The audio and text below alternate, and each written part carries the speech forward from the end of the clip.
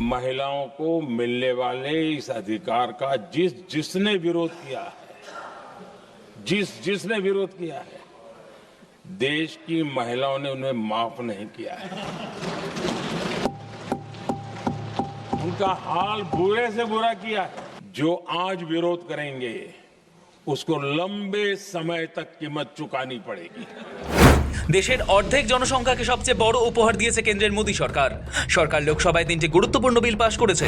এর মধ্যে রয়েছে মহিলা সংরক্ষণ সংশোধনী বিল 2026, দ্বিতীয়টি সীমানা নির্ধারণ বিল 2026 এবং তৃতীয়টি কেন্দ্রশাসিত অঞ্চল সংশোধনী বিল 2026।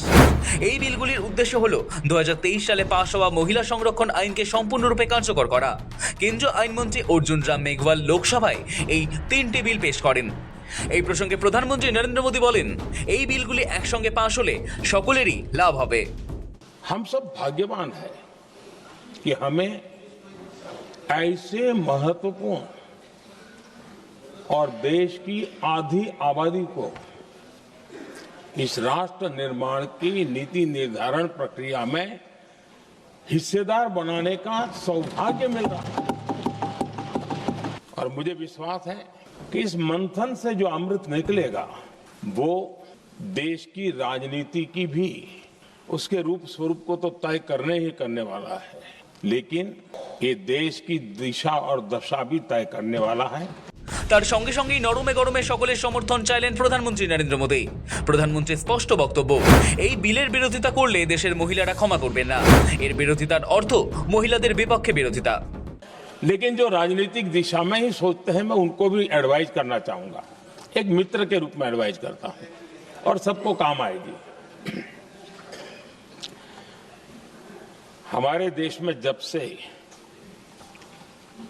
विमेन रिजर्वेशन को लेकर के चर्चा हुई है और उसके बाद जब जब चुनाव आया है, हर चुनाव में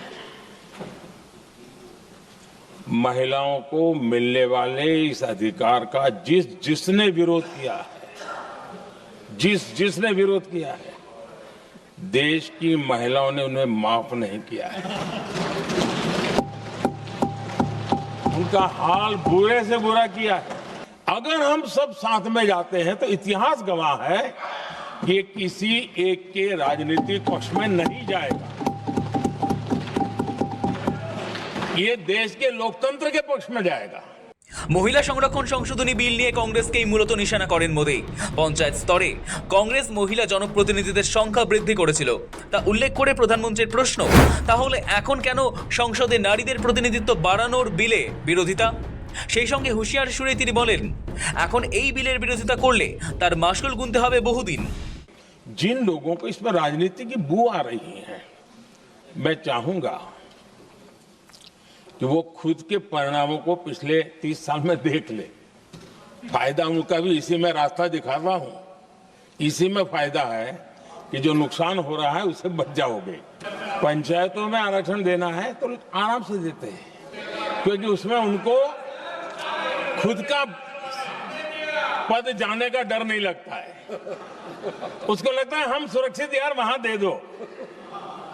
ये उस समय गलियारों में बहुत चर्चा थी कि बोले कभी नहीं करेंगे यहां बैठे हुए। क्यों? क्योंकि उनका कुछ जाएगा। आज से 25 साल 30 साल पहले जिसने भी विरोध किया तो विरोध राजनीतिक सतह से नीचे नहीं गया था। आज ऐसा समझने की गलती मत करना।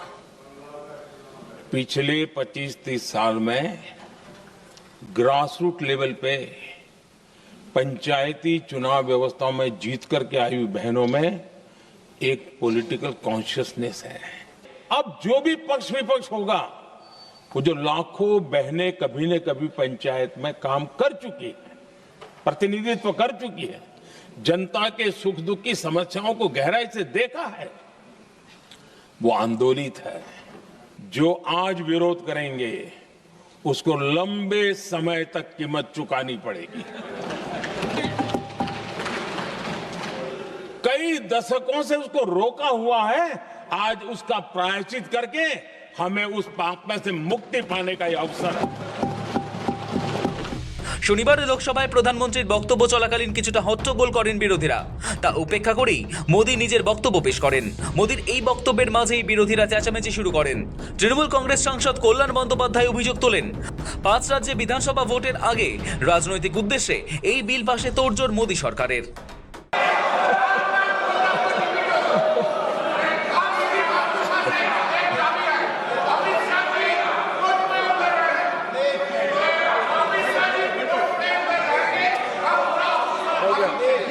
आदरणीय अध्यक्ष जी,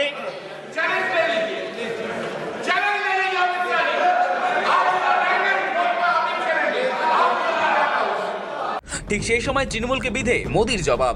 এর মধ্যে রাজনীতি দেখছেন আপনারা, বিরোধিতা করুন চাইলে, তাতেও তারই সুবিধা হবে। देखिए इसका अगर विरोध करेंगे तो स्वाभाविक है कि राजनीतिक लाभ मुझे होगा,